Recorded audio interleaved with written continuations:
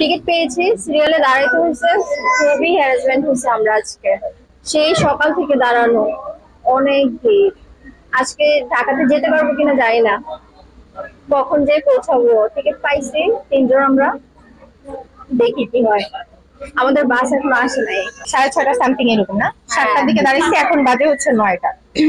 এখনো বাস আসে নাই, দেখি কি হয় আর কি, আসে কিনা তাও সন্দেহ। আর নাকি রাস্তা অনেক জ্যাম, রাস্তা অনেক জ্যাম, তাও দেখি, বসে আছি আল্লাহ ভরসা, কি হয় দেখা যাক। টিকিটের দাম তো 400 টাকা করে রাখছে আর কি। প্লাটিনাম তো 400, হ্যাঁ প্লাটিনাম আর কি 400, 350।